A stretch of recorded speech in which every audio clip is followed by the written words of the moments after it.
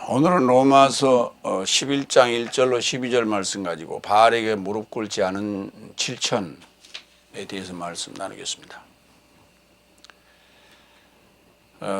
바알에게 무릎 꿇지 않는 7천 장정 7천에 대해서 얘기하는데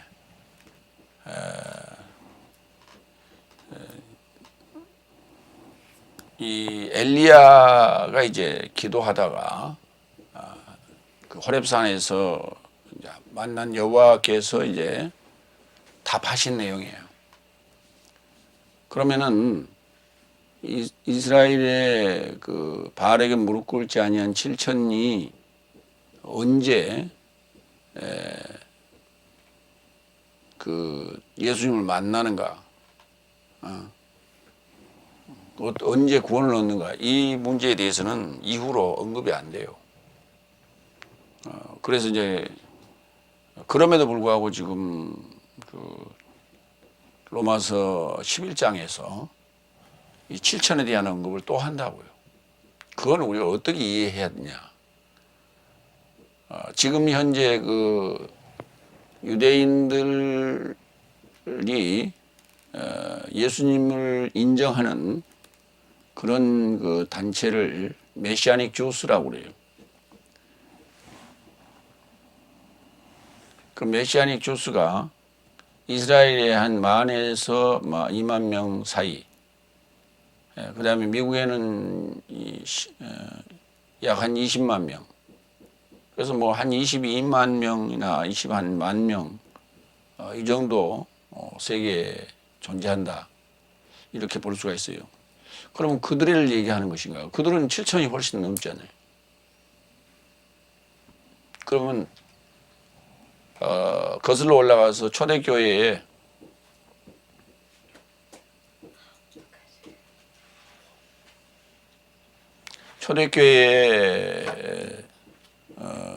예수를 받아들였던 사람들을 숫자가 7천이 된다는 얘기냐?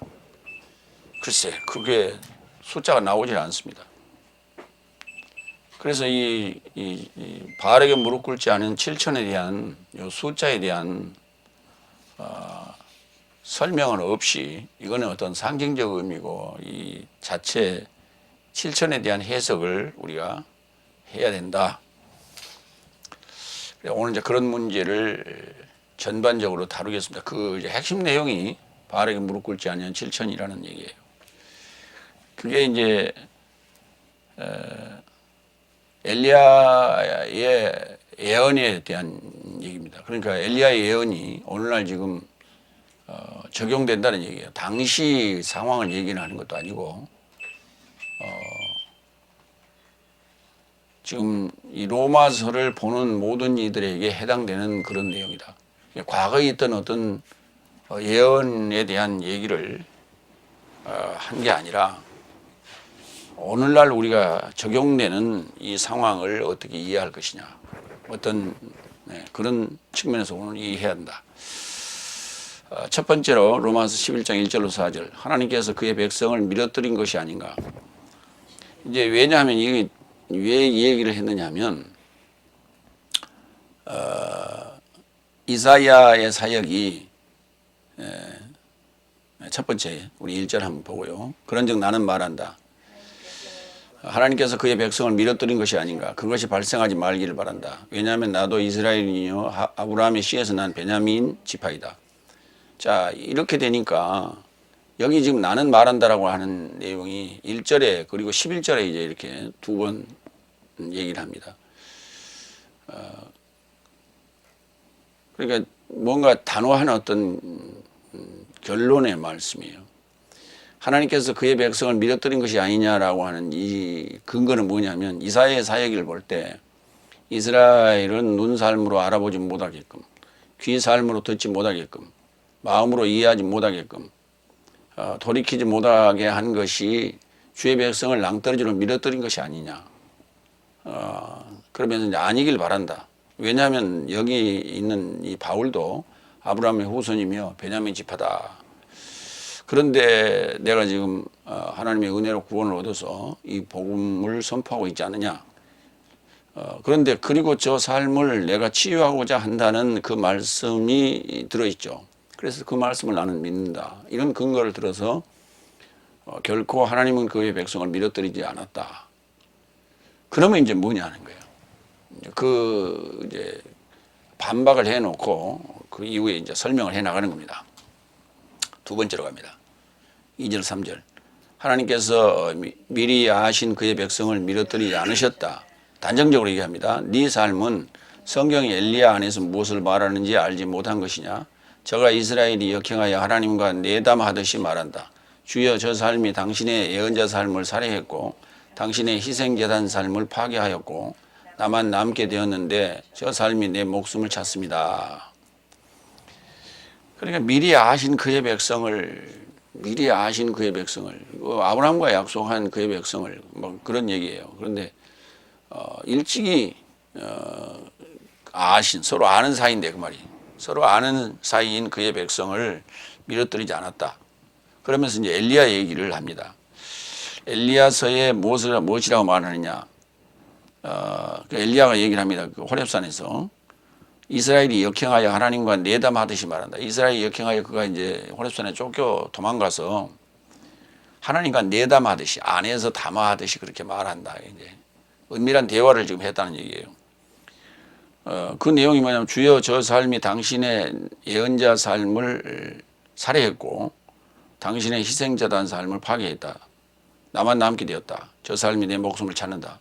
그 저 삶이라고 하는 건 이스라엘 얘기하는 거예요. 북이스라엘 쪽을 상황이죠. 아합이 왕이고 이제 그 아내가 이세벨인데 이세벨이 그렇게 악랄했어요.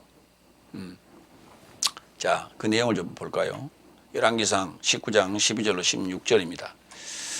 또 지진 후에 불이 있으나 불 가운데도 여호와께서 계시지 아니하더니 불 후에 세미한 소리가 있느니라. 여기 세미한 소리가 있다는 것이 이제 그러면서 이제 대화를 합니다. 그 세미한 소리와 대화를 하는 거예요. 그것을 하나님과 내담했다 이런 표현을 썼어요. 13절 엘리야가 듣고 겉옷으로 얼굴을 가리우고 나가 굴 어귀에 섬에 소리가 있어 저에게 임하여 가라사대 엘리야야 네가 어찌하여 여기 있느냐. 저가 대답하되 내가 만군의 하나님 여호와를 위하여 열심히 특심하오니 이는 이스라엘 자손이 주의 언약을 버리고 주의 제단을 헐며 칼로 주의 선지자들을 죽였음이오며 오직 나만 남았거늘 저희가 내 생명을 찾아 취하려 하나이다. 여호와께서 저에게 이르시되 너는 내 길을 돌이켜 광야로 향해 다메섹에 가서 이르거든 하사엘에게 기름을 부어 아람 왕이 되게 하고 너는 또 님시의 아들 예후에게 기름을 부어 이스라엘 왕이 되게 하고 또 아벨 르훌라 사바스의 아들 엘리사에게 기름을 부어 너를 대신하여 예언자가 되게 하라.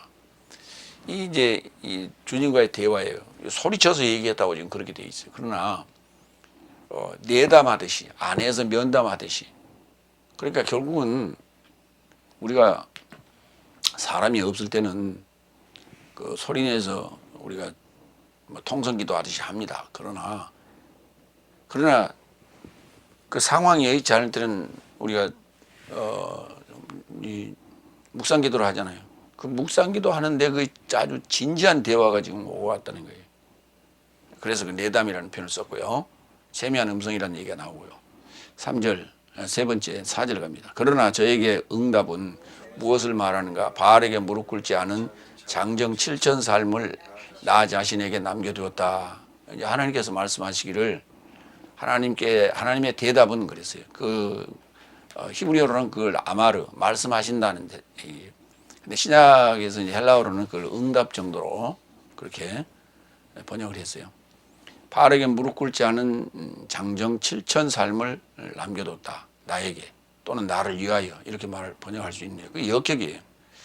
그러니까 나에게 남겨뒀다. 나를 위하여든지 뭐 내가 어떻게 쓸 것이든지 어쨌든 간에 나에게 내 자신에게 남겨두었다. 내 자신에게 남겨두었다. 참 그냥 이스라엘 땅에다 남겨뒀다 이런 표현 쓰지 아니하고 내 자신 삶에게 제기대명사를 썼어요. 그리고 소유 역격으로 열왕기상 19장 17절로 18절을 볼까요? 그러니까 우리가 조금 전에 봤던 그 16절 이어서 갑니다. 하사엘의 칼을 피하는 자를 예후가 죽일 것이요 그랬어요. 하사엘이 누구냐면 아람 왕이에요. 아까 아람 왕을 15절에 다메섹에 가서 하사엘에게 기름을 부으라 했죠. 하사엘이 이제 아람 왕이에요. 아람 왕의 칼을 피하는 자를 예후, 예, 아합의 군대 장관이에요. 북이스라엘의 군대 장관을 얘기하는 거예요. 그러니까 예후가 죽일 것이요. 예후의 칼을 피하는 자를 엘리사, 네가 임명하는 그 예언자, 그 엘리사 간구의 하나님이라고 하는 단어인데 그 엘리사가 죽이리라. 그러나 내가 이스라엘 가운데 7,000인을 남기리니 다 무릎을 바알에게 꿇지 아니하고 모두 그 입을 바알에게 맞추지 아니한 자다. 그러니까 그 이후에 그 7,000에 대한 언급이나 명단이나 상황이 언급이 돼야 되는데 전혀 언급되지 않습니다. 여기 이제 엘리야 열왕기상 하니까 여기서 이제 이렇게 이어지다가 이사야서, 예레미야서 그리고 이제 포로돼서 에스겔서로 넘어가잖아요. 그러니까 그리고 그 나머지 7천에 대한 언급이 없어요. 뭐 숫자를 뭐 일일이 언급된 자들을 셀 수도 없고. 열왕기상 그다음에 이제 그 지금 7천이라는 단어가 7은 맹세라는 단어고 천은 본성이라는 단어예요. 천의 사역이기 때문에 본성의 사역이 되는 거예요. 그러니까 본성의 사역, 본성의 그러니까 맹세예요. 그러니까 본성적으로 맹세한 자들, 본성적으로 맹세한 자들, 본성으로 맹세한 자들. 그러니까 하나님의 성품을 가지지 않으면은 그 바르게 무릎 꿇을 수가 없죠. 그래서 바르게 무릎 꿇지 않는다는 것은 거의 죽음이죠. 그런데 어떻게 그들이 살아남냐 이 말이에요. 그렇기 때문에 구약에서 그렇게 예언자 몇몇을 제외하고는 사실은 다 열국의 신에 우상 숭배를 했고 또 그 권력에 아부하고 또 굴복할 수밖에 없었던 거예요. 그게 이스라엘의 구약 상황입니다. 열왕기상 16장 30절 북이스라엘 쪽의 상황을 좀 볼까요? 오므리의 아들 아합이 그의 이전의 모든 사람보다 여호와 보기에 악을 더욱 행하여 느밧의 아들 여로보암의 죄를 따라 행하는 것을 오히려 가볍게 여기며 시돈 사람의 왕 엣바알의 딸 이세벨을 아내로 삼고 가서 바알을 섬겨 예배하고 사마리아에 건축한 바알의 신전 안에 바알을 위하여 제단을 쌓으며 또 아세라 상을 만들었으니 그는 그 이전에 이스라엘 모든 왕보다 심히 이스라엘 하나님 여호와를 노하시게 하였더라. 여로보암이 이제 북이스라엘을 이제 창건하게 되죠. 그 열지파를 모아서 북이스라엘을 만들게 되는데 그 여로보암보다 훨씬 더 많은 중한 그러한 일을 한 자가 바로 아합이다 이 말이에요. 그런데 거기 그래서 바알 신전을 지금 사마리아에다 건축했다 그랬어요. 그러니까 사마리아가 어떤 곳이냐면 여호와의 그 여호와를 섬기던 곳이에요. 그 사마리아에서 예배하던 곳인데 거기에 바알 신전을 섬겼다. 바알이라는 것은 폭풍의 신이라 이제 그렇게 일반적으로 얘기합니다. 주인 또는 뭐 남편 이렇게 이제 의미상으로 그런데 아람어죠. 폭풍의 신이다. 그러니까 뭐 무서운 신인 거예요. 그러니까 그런데 그의 아내 이세벨이 누구냐면 엣바알의 딸이에요. 엣바알을 보면 에트에 바알 앞에 에트가 붙었어요. 그러니까 전체 바알이에요. 바알보다 큰 뭐 그런 어떤 거예요. 전체 바알 전체, 바알 전체의 딸 이세벨을 아내로 삼았다. 그렇기 때문에 이 이세벨에게는 바알 신으로 완전히 그냥 똘똘 뭉쳐져 있는 그런 자이죠. 그 자를 아내로 삼았기 때문에 지금 그것을 이렇게 뭐 책망하고 여호와를 섬겨야 된다라고 하는 엘리야의 그 선포에 대해서 이세벨이 진노할 수밖에 없죠. 오늘 지금 그런 상황이에요. 그럼에도 불구하고 여호와께서는 내 삶에게 내 자신에게 바알에게 무릎 꿇지 아니한 7천을 남겨뒀다 이런 표현을 써요. 그게 바로 본성의 맹세. 그러니까 숫자적으로 7천을 얘기하는 것이 아니라 본성적 맹세, 그러니까 본성으로 맹세하는 그러한 자들.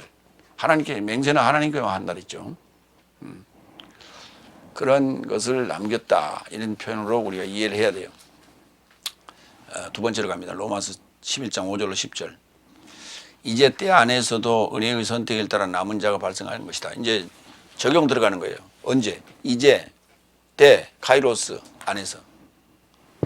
이제 지금 이제 때 안에서도. 그러니까 이제 벌써 바울이 이 글을 쓰고 사역할 때가 7째 날이란 말이에요. 그러니까 오늘 우리 입장에서 볼 때는 지금 현재 7째 날이나 6째 날 입장에서 은혜의 선택을 따라 남은 자가 발생했다. 그 남은 자가 누구예요? 여기 지금 7천을 얘기하는 거예요. 이게 남은 자가. 네 번째로 갑니다. 5절 6절. 그런즉 이같이 이제 때 안에서도 은혜의 선택을 따라 남은 자가 발생하는 것이다. 그래서 은혜로 된 것이거든 더 이상 행위 삶에서 난 것이 아니다. 그렇다면 은혜가 더 이상 은혜되지 뭐한다. 뭐 했다면 행위에서 난 것이라면 그 말이에요. 그 남은 자가 행위에서 난 것이라면 은혜가 더 이상 은혜되지 못한다. 그러나 행위에서 났거든 더 이상 은혜가 아니요. 그렇다면 행위도 더 이상 행위가 아니다. 그 말은 무슨 말인지 이해가 되겠죠. 자, 이제 이제 절기 또는 때 카이로스 안에서 은혜로 선택된 남은 자가 발생했다. 레임마가 발생했다. 발생한 것이다. 그 레임마가 바로 7천이에요. 본성의 맹세, 본성으로 맹세한 자들. 본성적으로 맹세한 자들. 이제가 언제냐? 마태복음 24장 20절로 21절 봅시다. 그래서 네 삶의 도망이 겨울에나 안식일 안에 발생하지 않게 하려고 기도하라. 왜냐하면 그때 환란이 있을 것인데 환란은 세상의 시작부터 발생한 적이 없었고 이제까지도 없었고 결코 발생하지 않았다.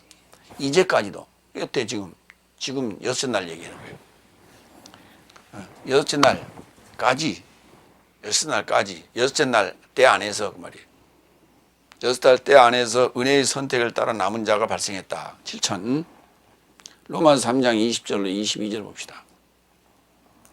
행위가 아닌 법의 행위가 아닌 은혜. 그러니까 법의 행위가 곧 육체예요. 법의 행위에서 난 게 육체인데, 그러니까 육체적 개념이 아니라 은혜로 우리가 선택받은 거예요. 은혜로 선택받은 남은 자. 그러니까 숫자적인 북이스라엘의 그 인원 중에서 바알에게 무릎 꿇지 아니한 자들을 얘기하는 게 아니란 말이에요. 7천은. 로마 3장 20절로 21절. 그러므로 법의 행위 삶에서 나온 모든 육체는, 그러니까 법의 행위에서 나온 건 모든 육체는 무익하다고 그랬죠. 그의 면전에서 의롭게 되지 않을 것이다. 왜냐하면 법으로 인해서는 죄의 인식이다. 그러나 이제는 법 외에 하나님의 의가 법과 예언자 삶에 의해 증언받아 드러나게 된 것이다. 그러나 하나님의 의는 그리스도 예수의 믿음으로 인하여 모든 삶에 이루고자 그리고 모든 믿는 삶에 접하는데 하나님의 의는 차별이 없기 때문이다. 이게 하나님의 의는 차별이 없다는 것은 이미 예수님이 오셔서 이제 사역을 마무리하시고 그리고 오순절 성령이 임함으로 말미암아 그때 그 오순절 성령이 임하고 사도들이 16개 방언으로 이제 복음을 증언하기 시작하는데 이때 이미 복음의 그 한계성이 깨진 거예요. 그래서 열국으로 퍼지게끔 된 거예요. 16개국에서 온 디아스포라들에 의하여 복음은 소문으로 전해지기 시작한 거예요. 본격적으로. 그래서 예루살렘과 유다와 사마리아와 땅끝에 이르러, 그러니까 그 사마리아까지의 상황에서 이미 복음은 6째 날이 끝났고 7째 날 복음이 이제 이루어지는 것은 열국으로 복음이 나가는 거예요. 그러니까 이제 역사적으로 그렇게 되는 거예요. 그래서 그 하나님의 의는 차별이 없다. 차별이 없다. 유대인이나 헬라인이나 차별이 없다. 야만인이나 수구대양이나 아무 차별이 없다. 차이가 없다. 차별이 없다. 5번째, 7절 8절. 그런즉 무엇이냐? 이스라엘이 직접 찾는 것을 직접 만나지 못했으나 선택된 자가 직접 만났으며 그래서 남은 삶은 무감각해졌다. 기록된 바와 같으니 하나님이 저 삶에게 마비의 영과 보지 못할 눈과 듣지 못할 귀를 오늘날까지 주었다. 오늘날이라는 단어가 이제 세메론이라는 단어인데 여기 세메론이라는 단어와 날 헤메라가 같이 쓰였어요. 오늘 날까지 6째 날 7째 날까지 주셨다. 그 상황이 이제 복음서에 일어나는 거예요. 나타나는 거예요. 그게 현상적으로 영이 마비돼 버렸어요. 혼미한 게 아니라 영이 마비돼 버린 거예요. 그러니까 보지도 못하고 듣지도 못하는 거예요. 이해하지도 못하고. 근데 예수님이 오셔서 이제 초청을 합니다. 예수님이 오셔서 복음을 선포한다는 것은 초청이에요. 수많은 이들이 초청을 받았죠. 어디에? 그 오병이어의 그 5,000명, 그 다음에 7병이의 그 4,000명. 이렇게 많은 사람들이 모였어요. 그러나 그 중에서 선택된 자가 몇 명이나 되냐? 선택된 자가. 그러니까 이게 보세요. 12사도, 12제자는 예수님께서 거의 뭐 반강제적으로 선택을 했어요. 그러나 나머지들은 선택받은 자라고 얘기를 하고 있으나 글쎄 가나안 여인 같은 경우에 그 선택받은 자예요. 아니면 백부장 같은 경우 선택받은 자예요. 왜냐하면 상황이 그에게 주어진 상황이 예수님을 만나게 한 거예요. 직접 만났어요. 직접 만났어요. 직접 찾는 거예요. 직접 찾고 직접 만나게 됩니다. 그러니까 직접 찾고 직접 만나는 자들이 바로 선택받은 자다. 선택된 자다. 이렇게 말하는 거예요. 선택된 자다. 근데 이제 바울이 고린도전서에서 기록한 내용을 보면 12사도와 그리고 팔삭둥이 나 그리고 바울 그리고 500여 문도 이 정도 얘기했어요. 그러니까 7천이 안 되죠. 숫자성으로. 이제 그들이 이제 선택받은 자들이었다. 그러나 기록된 바와 같이 하나님이 저 삶에게 이제 만나지 못한 이스라엘에게 또 이제 반복해서 얘기하는 거예요. 마비의 영과 보지 못할 눈과 듣지 못할 귀를 오늘날까지 주셨다. 그러면 그 상황이 언제부터 된가 좀 보자고. 신명기 29장 4절에서부터 이 내용을 언급해요. 그러나 깨닫는 마음과 보는 눈과 듣는 귀는 오늘날까지 여호와께서 너희에게 주지 아니하셨느니라. 넷째 날 상황이에요. 이사야서 6장 9절. 우리 지난주에도 봤던 거예요. 여호와께서 가라사대 가서 이 백성에 이르기를 너희가 듣기는 들어도 깨닫지 못할 것이요 보기는 보아도 알지 못하리라 하여. 이거 5째 날이에요. 자, 이사야 예언자가 얘기했어요. 그러니까 모세가 예언했고 이사야가 5째 날 예언했고 에레미야가 또 예언합니다. 5장 21절. 우주나에 지각이 없으며 눈이 있어도 보지 못하며 귀가 있어도 듣지 못하는 내 백성이여 이를 들을지어다. 뭐 들으라고 하지만 듣지 못하는데 또 얘기합니다. 그럼에도 불구하고 에레미야는 나가서 또 복음을 선포했어요.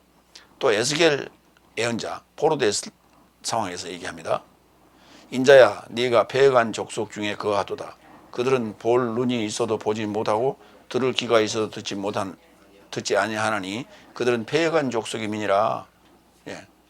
그래서 넷째 날 다섯째 날에 이미 소경 만들고 귀머거리 만들고 마음으로 이해하지 못하는 영적 무감각자를 만들어 버린 거예요. 예. 그러면서도 그 복음을 외치게 한 거예요. 참 아이러니하죠. 예. 그게 아이러니예요. 지금 현재 다섯째 날 보라고, 넷째 날 다섯째 날 보라고. 저들은 지금 자기들이 체험한 그 표적을 가지고 하나님이 우리를 보호하고 계신다, 이렇게 자의적으로 해석을 해요. 어떨 때만, 상황이 좋을 때만. 이번에 지금 그 IM 선교회 저 지도자가 뭐 미국에서 그 집회하면서 하여튼 얘기를 방영해 준 걸 보니까 우리에게는 이 상황이 기회다. 코로나로 지금 다 집합하지 못하게 만들고 집합 금지 명령이 떨어지고 다른 데서는 지금 다 모이지 못하고 있는 이런 상황인데, 우리에게는 이렇게 모여도 이런 코로나 감염되지 않은 이런 상황은 우리에게 아주 좋은 기회가 됐다. 전화위복이다. 뭐 이런 어떤 자의적 해석을 해요. 그럼에도 불구하고 지금 약 한 뭐 지금 400여 명 그 단체들 속에서 지금 감염이 됐잖아요. 그리고 그들의 가족으로 퍼져가는 이 지역 감염은 그 예측이 지금 안 되는 거예요. 지금 얼마나 또 퍼져 있는지 몰라요. 많은 사람들에게 그 한 사람의 지도자의 오판, 한 사람의 그 무모한 특심이 많은 사람들에게 피해를 주고 있는 거예요. 이게 지금 그러니까 이제 이런 거예요. 우리가 하나님을 믿는 사람으로서 이 코로나가 무서워서 이 사역을 못하면 되겠느냐? 그것은 믿음이 아니다. 뭐 이런 해석이죠. 그리고 우리가 어떨 때는 이렇게 얘기해요. 권세에 굴복하라. 그래서 정부의 권력에 우리가 복종해야 된다라고 한 때도 있어서. 언제? 군사정권 때. 그러면서 아부했어. 전두환이나 저기 노태우 정권에. 그리고 뭐 조창교대 가서 설교하고 아부하고 그럴 때도 있어서. 그들은 요즘 좀 조용해.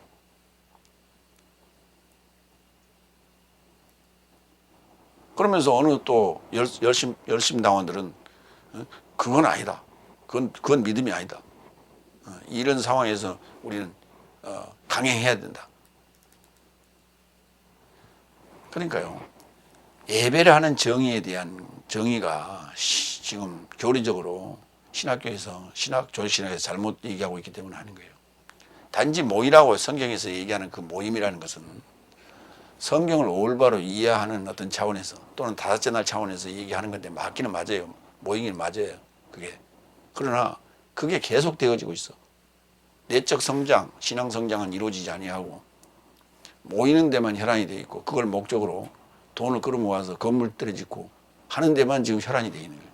그러니까 그걸 하다가 그거 지금 건물 지었으면 그게 지금 그걸로 끝나는 것이 아니라 은행 융자 갚아야 되잖아. 하나님의 은혜로 건축을 했는데 어떻게 그게 하나님의 은혜로 건축을 했으면 빚이 없어야 맞죠. 근데 은행 융자 받아갖고 빚이 잔뜩 있어갖고 매달 몇백만 원 또는 몇천만 원씩을 다 은행 빚 갚고 있는데 그게 무슨 놈의 하나님의 은혜로 지은 거예요. 그러니까 말과 현실이 안 맞잖아요. 그래서 그거를 충당하려니까 모여야 되잖아요. 왜 안 모이면 헌금이 안 나오니까. 그게 뭐 부수적인 거라고요? 부수적인 게 아니에요. 진짜 목적은 거기에 있어요.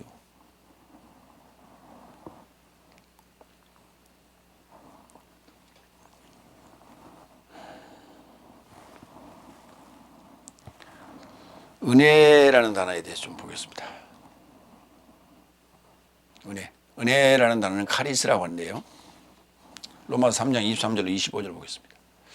왜냐하면 모든 삶이 죄지었고 하나님의 영광에 미달되자 크리스토스 예수 안에 구속으로 인한 그의 은혜로 값없이 의롭게 되었다. 하나님은 예수를 앞서 발생한 죄의 관용을 인하여 하나님의 절제 안에서 그의 의의 표현에 이루고자 그의 피 안에서 믿음으로 인하여 화해소로 제시하셨다. 그러니까 이제 십자가 사건을 얘기하는 거예요. 25절은. 그러니까 24절은 그리스도스 예수 안에 구속으로 인한 그의 은혜로 값없이, 구속이라는 게 이제 속전적 개념이에요. 값없이 의롭게 되었다. 은혜라는 게 그런 의미예요. 그러니까 행위가 아닌 은혜로, 오늘날 은혜로 선택된 자가 직접 만난 거예요. 그러니까 오늘날 선택된 자가, 은혜로 선택된 자가 크리스토스 예수 안에 있는 구속으로, 크리스토스 예수 안에 있는 그 구속으로. 이 말이 무슨 말이냐? 2000년 전 예수님의 그 십자가 사건으로가 아니라 내가 그리스도와 함께 십자가에 못 박히는 사건. 그리스도 예수의 사람들은 육체 아파의 정과 욕심을 십자가에 못 박았다라고 하는 이 상황이 구속이에요. 그 상황으로 그의 은혜로, 그러니까 그게 실제 십자가에 못 박힌 게 아니라 말이야. 행위가 아니라고. 이게 믿음이라니까. 이게 믿음. 그래서 그 믿음으로 했기 때문에 그걸 은혜라고 그래. 믿음으로 했기 때문에 은혜예요. 실제로 하지 않냐고 믿음으로 했기 때문에 그 구속의 행위가, 십자가 행위가 믿음으로 했기 때문에 은혜라고 하는 거예요. 그래서 값없이 의롭게 된 거예요. 은혜와 은사에 대한 얘기를 좀 잠깐 이제 구분하겠습니다. 로마서 5장 15절 16절. 오로지 은사는 이렇게도 타락과 같지 않다. 왜냐하면 한 인간의 타락으로 많은 삶이 죽었거든. 하나님의 은혜와 한 사람 그리스도스 예수의 은혜 안에 선물은 많은 삶에 이루고자 더욱더 넘쳤다. 그리고 그 선물은 죄 지은 한 인간으로 인한 것 같지 않다. 왜냐하면 심판은 참으로 한 인간에게서 정죄에 이르고자 하며 그러나 은사는 많은 타락 삶에서 의로운 행동에 이루고자 합니다. 그랬어요. 그래, 은사라는 단어가 나오고 은혜라는 단어가 나와요. 하나님의 은혜와 크리스토스 예수의 은혜 안에 이런 말 써요. 그러니까 하나님의 은혜, 크리스토스 예수의 은혜. 그런데 은사는 많은 삶에게서 의로운 행동에 이루고자 한다 그랬어요. 은사는 이렇게도 그러니까 은혜는 카리스라 하고 은사는 카리스마라 그래요. 카리스마. 그래서 은사는 중성, 은혜는 남성인데, 카리스. 그런데 은혜란 단어는 주로 여성들이 자기 이름으로 많이 쓰대요.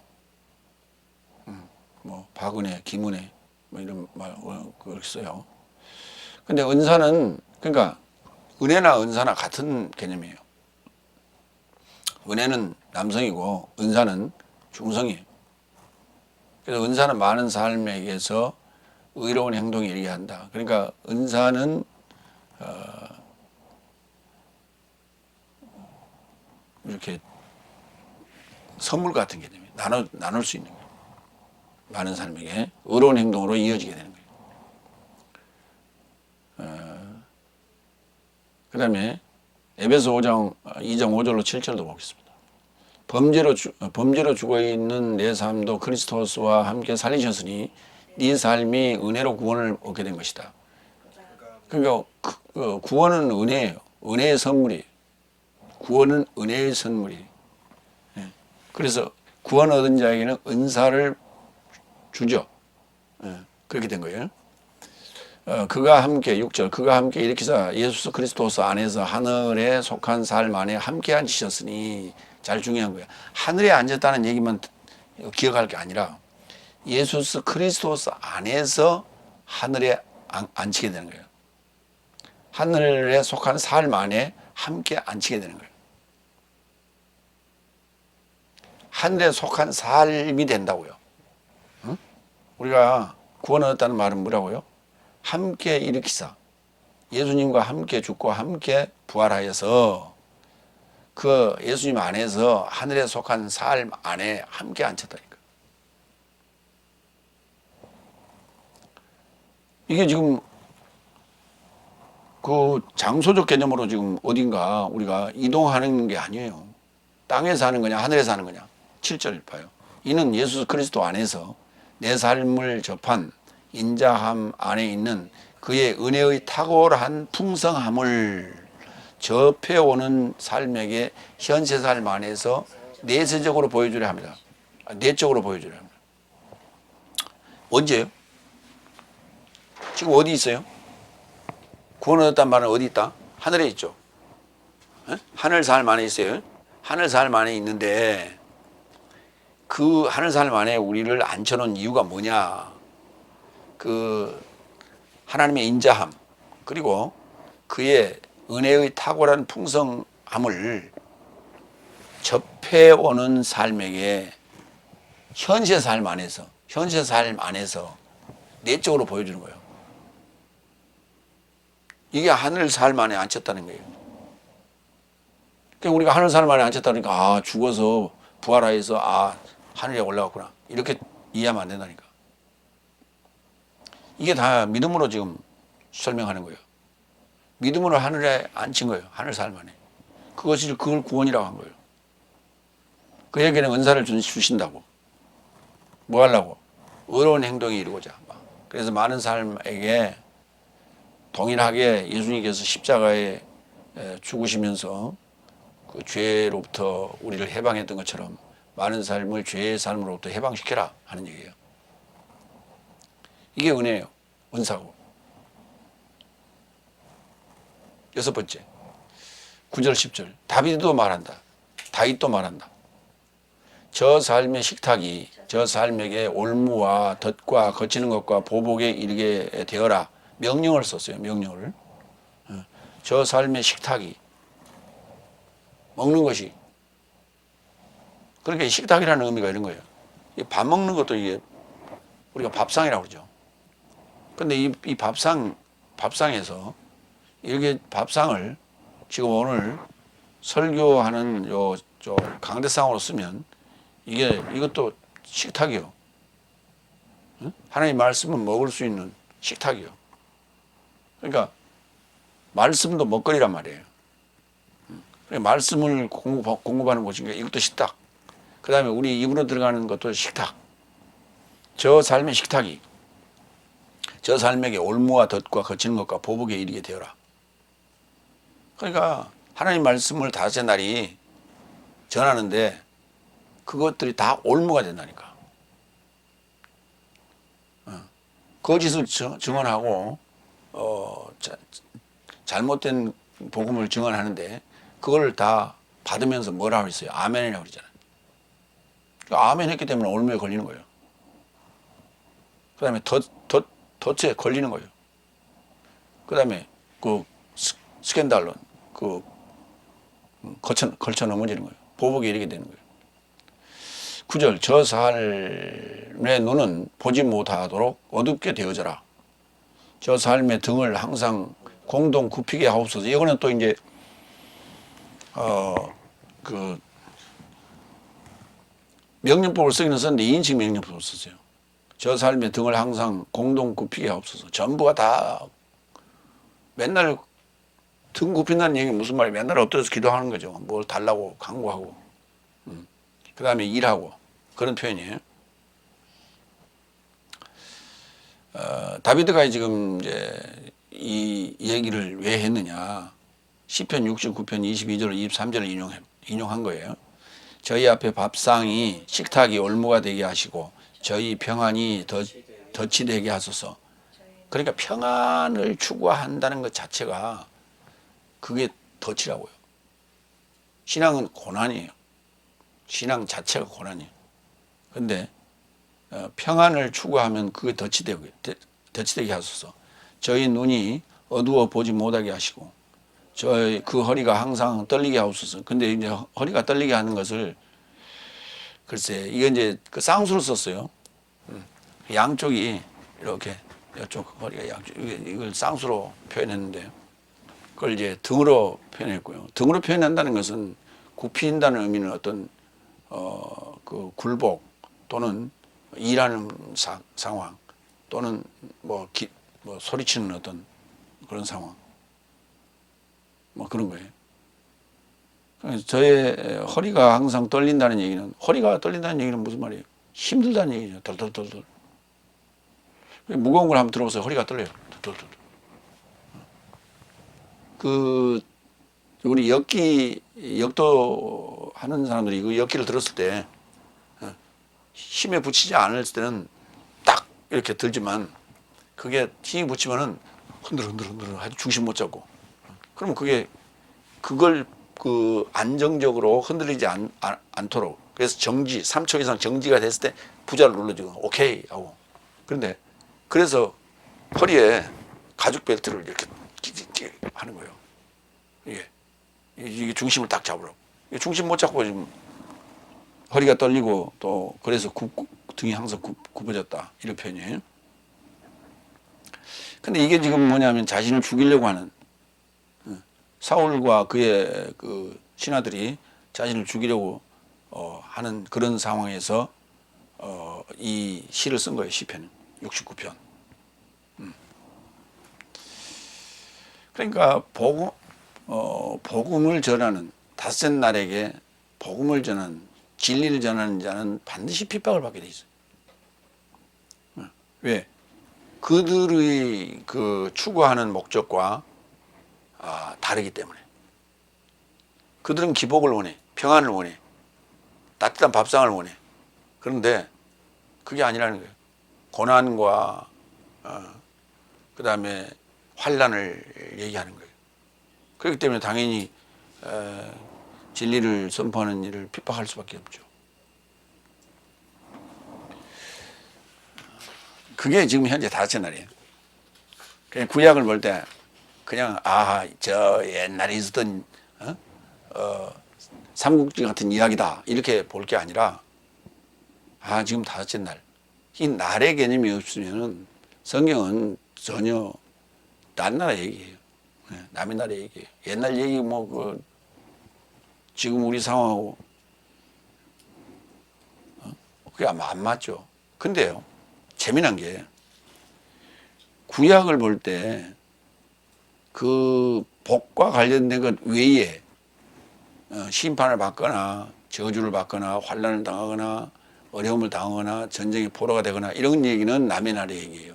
그건 2000년 전에 있었던 2000년 전이 아니라 그보다 훨씬 전에 있었던 이스라엘의 이야기예요.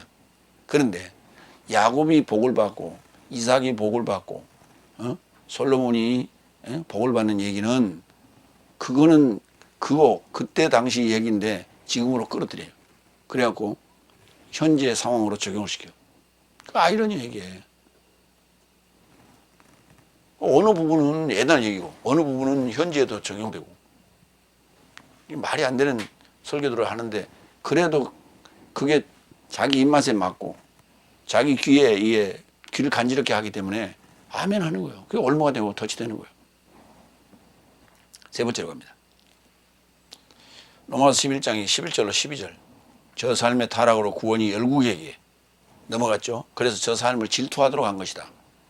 그런 것이지 저 삶을 하나님께서 낭떠러지에 떨어지도록 밀어뜨린 건 아니다. 이게. 그러면서 일곱 번째 11절에 또 얘기합니다. 그런즉 나는 말한다. 그러니까 우리가 이제 처음 시작할 때 우리 나는 말한다 그랬죠. 그랬더니 이제 또 결론적으로 나는 말한다. 저 삶이 넘어지려고 실수하지 않았더냐? 그것이 발생하지 말기를 바란다. 오히려 저 삶의 타락으로 구원이 열국에 이르렀으니 저 삶을 질투하도록 이런 것이다. 여기 이제 결론 내린 거예요. 11절에 결론이에요. 이게 이제 자만심이거든요. 우리는 선민이라고 하는 자만심. 이제 그게 우리는 선민이라고 하는 자만심. 그래서 결국은 이스라엘이 바벨론을 포로되고 그랬다가 이제 다시 회복을 시켜줬는데도 불구하고 또 그들은 정신 못 차리고 예수님을 배척하는 바람에 그래서 또 AD 70년에 또 망합니다. 그래서 전 세계에 흩어져 버려요. 디아스포라, 완전한 디아스포라가 돼요. 자, 그랬는데 1900 몇 년이에요.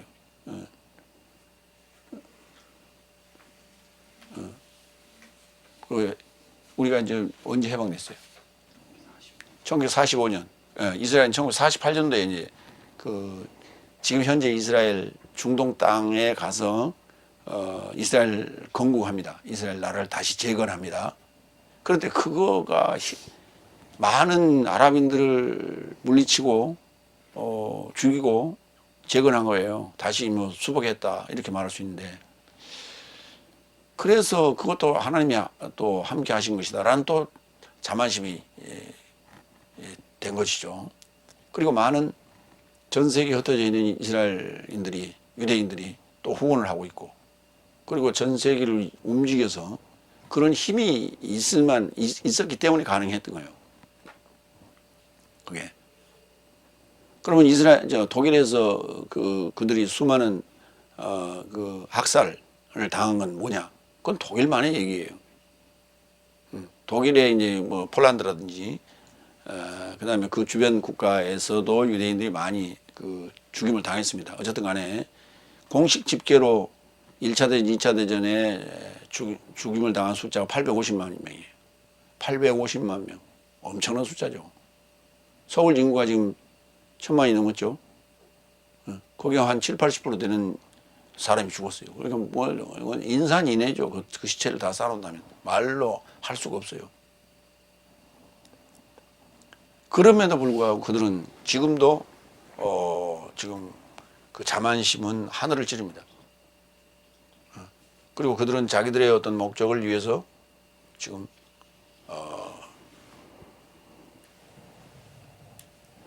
불법한 일들을 서슴지 않고 행하고 있고, 그리고 이제 그 중에 메시아닉이라고 하는, 메시아닉 주스라고 하는 예수 그리스도스를 메시아로 인정하는 거예요.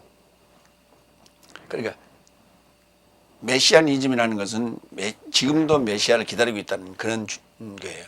그런 사상이 메시아니즘이고, 메시아닉 주스라고 하는 것은 유대인 중에서 지금 그리스도스 예수스를 메시아로 인정하는 거예요.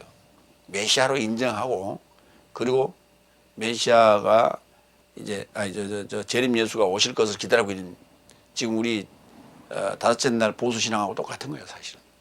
그런데 그 중에서 이제 메시아닉 주스들은 또다시 유대인, 과거의 이스라엘의 회복을 또 꿈꾸고 있어요. 그러니까 말로는 예수님을 메시아로 인정하면서도 다시 예수님이 오시면, 재림하시면 과거의 이스라엘로 회복될 것이다, 회귀될 것이다, 이렇게 지금 믿고 있는 거예요. 그러니까 전혀 지금 변한 게 하나도 없어요.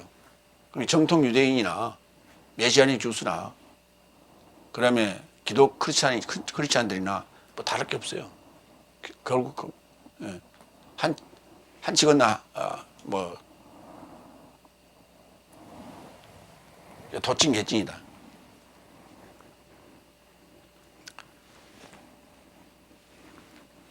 그러니까 결론은 질투심을 유발하여서 그들이 하나님이 원하는 그 선택된 자들이 되기를 원하고 있는 게 하나님의 계획일 뿐이에요. 그런데 지금 메시아닉 주스들은 어쩌면 질투가 유발됐다고 봐야 돼요. 다섯째 날에 대한 유발이에요. 그래서 다섯째 날 화됐어요.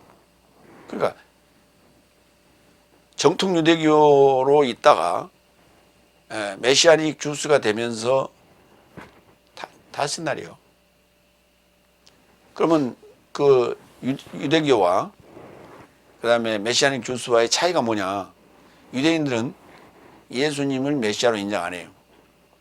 그런데 메시아닉 주스는 예수님을 메시아로 인정하는 거예요. 이거 딱 한 가지.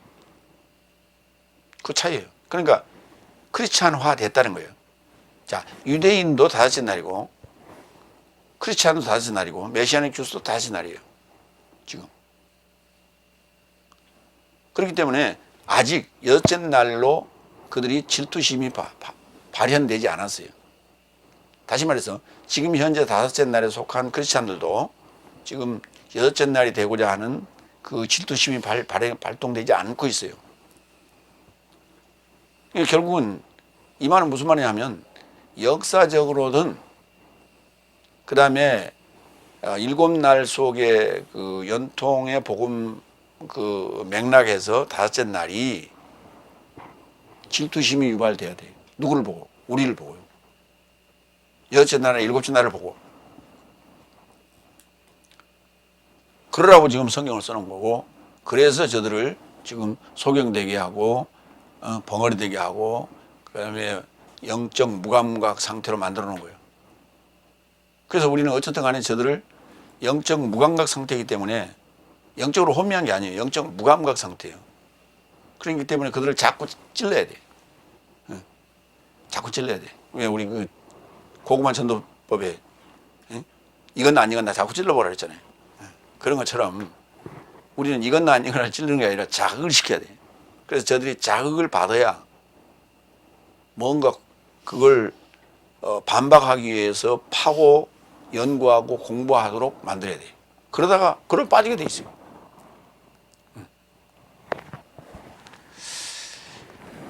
이스라엘이 실수로 넘어지지 않았더냐?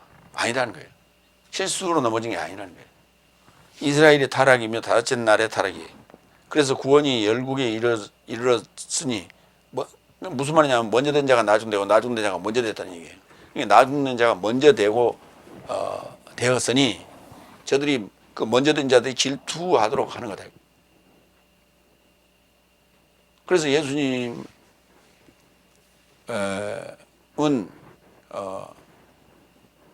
그러니까 족보에도 제일 꼬발이에요, 예수님이. 그래서 작은 자라는 표현을 써요.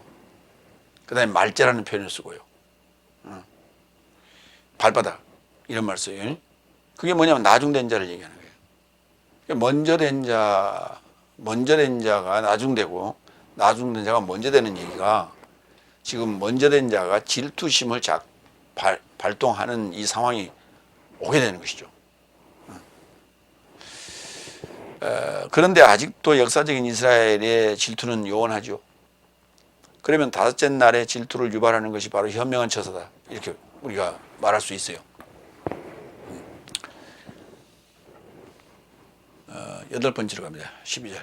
그래서 저 삶의 타락이 세상의 부유함과 저 삶의 실패가 열국의 부유함이거든 저 삶의 체험은 더욱 더 어떡하겠느냐 그랬죠. 자, 지금 이스라엘의 타락이 세상이 부유해졌어요? 저들이 훨씬 부유해요.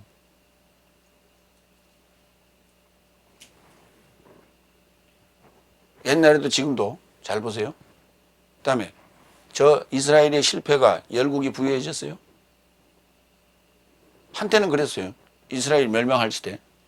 그러나 결국은 그들은 또다시 훨씬 더 돈 많이 가지고 있는 자들이 됐어요. 그래서 독일에서 저들을 다 학살한 거예요. 왜? 돈 뺏으려고. 그들이 가지고 있는 건물 뺏으려고. 신들러 리스트에 보면요. 자꾸 이주를 시키잖아요. 집합을 시키고 어디로 옮기고 그러잖아요.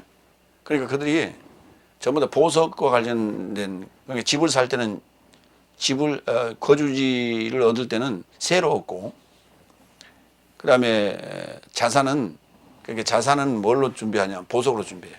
그래서 금고에 넣어놓고 있다가,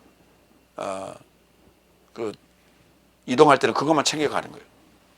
거기에 그 신들러 리스트에 보면 이제 집합해서 어디로 다른 장소로 이동시키잖아요. 집합해서. 그러니까 빵 속을 봐가지고 그걸 보석을 갖다 집어넣어가지고 입에다 넣고 삼켜요. 그 몸 안에 들어가 있는 거죠. 보석이. 다이아몬드나 금붙이 이런 것들이. 그래서 재물을 챙기는 방법이 남들보다 월등히 뛰어났어요. 근데 그걸 다 그러니까 화장시켰잖아요. 가스실에서 죽이고 다 불태우고. 근데 요 안에 들어간 것들은 금붙이는 끄집어낼 수도 있었겠죠. 다이아몬드는 불태워버리면 다 같이 녹아버리고 없어요. 왜냐하면 탄소 덩어리이기 때문에. 그러니까 이게 저 삶이 타락으로 세상이 부유해졌다 말이 안 되는 거예요. 저 삶의 실패로 열국이 부유해졌다 말이 안 돼요. 그런데 저 삶의 채움은 만약에 저 삶이 채워진다면 그 말이에요. 얼마나 더더욱 채우려 하겠느냐, 채우려 하지 않겠느냐 이런 얘기인데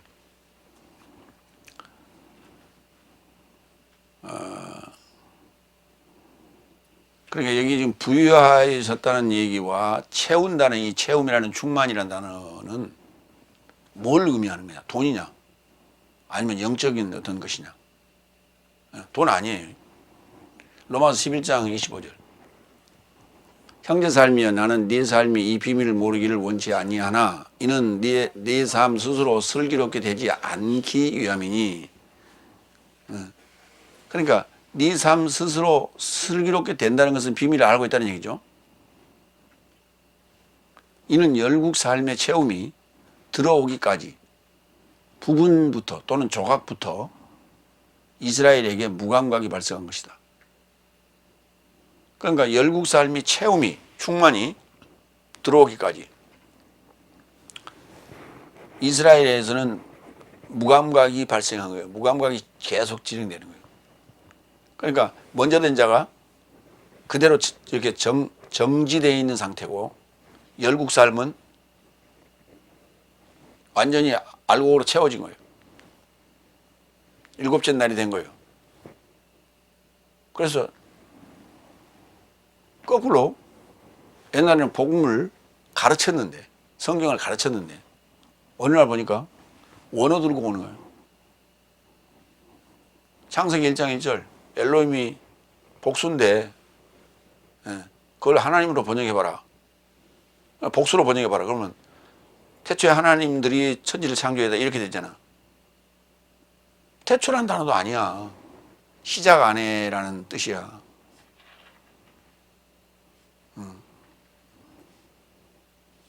그 하늘과 그 땅, 그 하늘과 그 땅, 그 하늘은 쌍수고 그 땅은 단수야. 근데 그 앞에 에트가 붙었어. 그거 어떻게 해석해야 돼? 이런 이제 질문들을 던지면 숨이 콱 막히는 거예요. 숨이 콱 막히니까 그들이 대답하기를 야 원어 꼭 해야만이 구원을 할 수 있어? 이런 엉뚱한 소리로 대답하는 거. 아주 그 1차원적이고 단순 무식한 대답을 하는 거예요. 이게 지금 이거 우리가 자극하고 있는 거예요. 자극해야 돼요. 그러니까 내가 먼저 된 자인데 나중 된 자가 와가지고 이상한 소리라 하네. 듣지도 보지도 못한 소리를. 우리 목사님도 그런 소리를 안 하는데 나도 신학을 했는데 신학교에서는 배우지도 않았는데 이런 상황을 우리가 만들어야 된다. 이게 우리가 지금 복음을 전해야 될 이유예요. 그리고 바울이 지금 복음을 전하는 이유예요. 그게. 그러니까 바울이 복음을 전하는 그 이유는 안 믿는 자들에게 복음을 전하는 것도 지금 중요한 문제지만 닷새 날을 화나게 만들어서 그들이 질투심을 유발시켜야 돼요. 그래서 열국 삶의 체험이 들어오기까지 그 체험이 도대체 뭐냐는 거예요. 로마 13장 8절로 10절. 서로를 사랑하는 것 말고는 한 사람에게도 아무런 빚지지 말라. 왜냐하면 다른 자를 사랑하는 자는 법을 채운 것이다. 왜냐하면 간음하지 말 것이요 살인하지 말 것이요 도둑질하지 말 것이요 거짓 증언하지 말 것이요 탐하지 말 것이요 또한 어떤 다른 계명일지라도 내 이웃을 내 자신같이 사랑하라 하신 말씀 안에 포함되었다. 이게 계명 아니에요. 율법이고. 율법을 채웠다는 거예요. 사랑이 무슨 사랑? 다른 자를 사랑하는 거예요. 뭐가 다른 자? 다른 법을 가진 자를 사랑하는 거예요. 이 말이 무슨 말이냐면 지금 메시아닉 주스들은 신약 성경을 보잖아요. 유대인들은 신약 성경 안 보잖아요. 근데 메시아닉 주스들은 신약 성경을 보는데 거기에 이제 적그리스도가 등장한단 말이에요. 예. 적그리스도가 등장하니까 그 적그리스도를 뭘로 보느냐? 이스라엘, 지금 현재 이스라엘 땅을 싸고 있는 그 아랍권에서 메시 적그리스도가 나올 것이다. 근데 어디서 나올지는 몰라. 그러면 그들은 그 적그리스도를 어떻게 해야 돼? 죽여야지. 근데 예수님은 원수를 뭐라 그랬어요? 사랑하라 그랬죠. 그러니까 예수님의 사상하고는 전혀 배치되는 지금 교리를 갖고 있단 말이에요. 그렇기 때문에 결코 다른 법을 사랑하는 다른 자를 사랑하는 자는 법을 채운 것인데 다른 법을 가진 자를 사랑할 수 없어. 그들은 결단코. 그러니까 결국은 우리가 그걸 보여줘야 돼. 우리가 그걸 보여줘야 돼. 그러면 사랑을 어떻게 하는데요? 희생하고 가서 그들과 함께 동고동락하고 그들의 그 형편에 맞게끔 우리도 같이 가서 뒹굴고 살아야 되고. 우리는 자꾸 그렇게 생각하는데 저들을 사랑한다는 것은 다른 게 아니에요. 내가 알고 있는 요 사상을, 요 교리를 너도 가질 수 있다는 거예요. 헬라어나 히브리어로 유대인들한테 히브리어 그대로 싸우고 있는데 그들한테 가서 얘기한다니까. 너희가 알고 있으면 대답해봐라. 그런 히브리어를 어디서 배우느냐. 그런데 너도 할 수 있다. 너도 배울 수 있다. 내도 했기 때문에 너도 가능하다. 이게 사랑이에요. 그게. 그러니까 우리는 이제 이런 사랑을 얘기하죠. 아주 고차원적인 그런 신분의 사람이 아주 천한 사람과 혼인해서 같이 사는 이런 걸 이제 우리가 아주 차원 높은 사랑이다 이렇게 할 수 있죠. 그게 무슨 말이냐면 그 하이클래스의 사람이 아주 이 차원 낮은 사람하고 결혼을 했을 때 차원 낮은 사람이 그 차원 높은 사람으로 끌어올려서 서로 얼굴을 맞대고 눈높이를 맞춰서 사느냐? 아니라니까. 높은 차원에 있는 자가 자신을 낮춰야 돼요. 그래야 이게 일단 맞아야 돼요.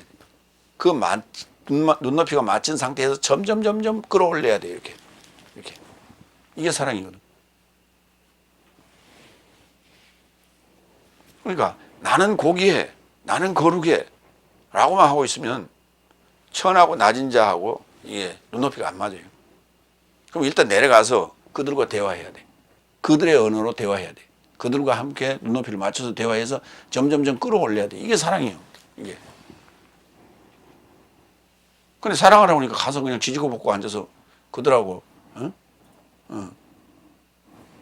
그냥 눈높이 맞춰서 그냥 그들하고 사는 거예요. 그냥 아무 뭣도 없이. 그건 사랑 아니에요. 그건 구제. 10절 로마서 14장 10절 사랑은 이웃에게 악을 행하지 않나니 그런즉 사랑은 법의 체험이다. 법의 체험이라니까. 무슨 말이냐면 율법은 의문투성이에요. 그리고 공허해. 그리고 그렇게 행위로 이루어지지도 않아. 그래서 늘 하려고 노력하고 희망사항으로 살고 있을 뿐이지 안 돼.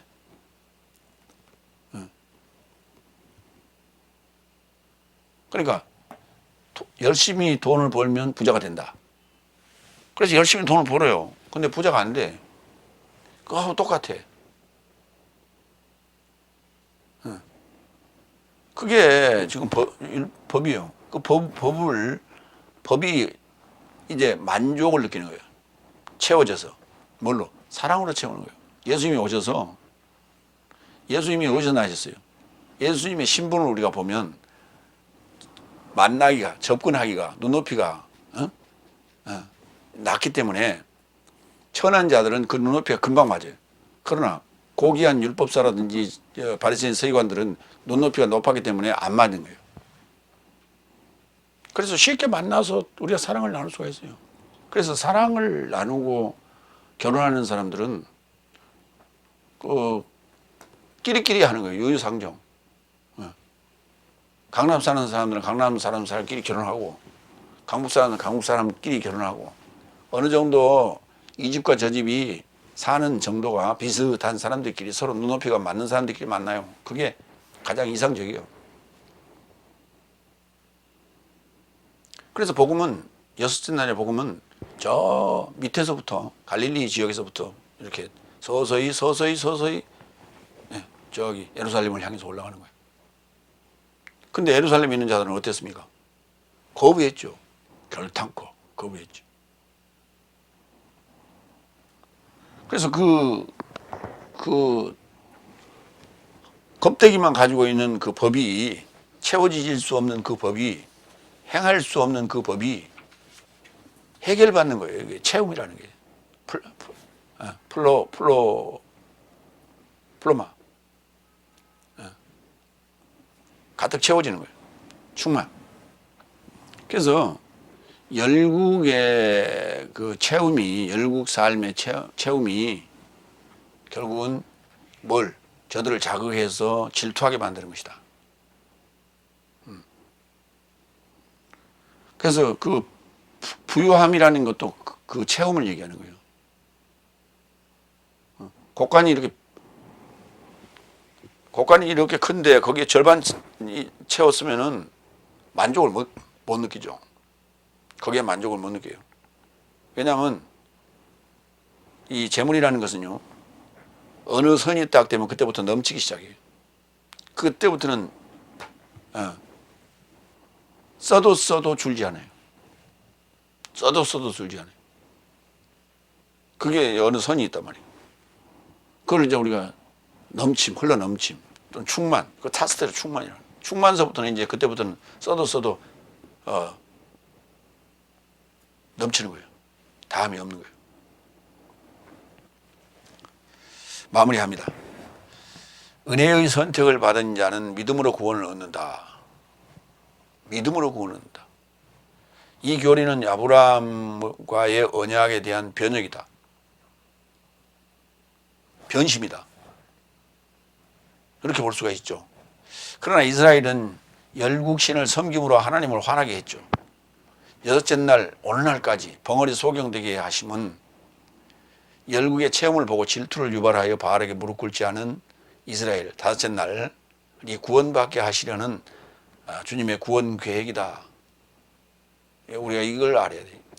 지금 로마 11장은 중동 땅에 있는 이스라엘들을 대하여 쓴 것 같지만 사실은 다섯째 날 향해 쓴 거예요. 우리가 이 개념을 이해해야 돼. 그 이제 갈라디아서에서 넷째 날과 다섯째 날이 동일하다 라고 하는 것을 설명을 합니다. 그래서 이제 그 부분들을 적용해서 보시면은 제 설교가 맞아 들어간다는 것을 알 수 있을 거예요. 자, 기도하겠습니다.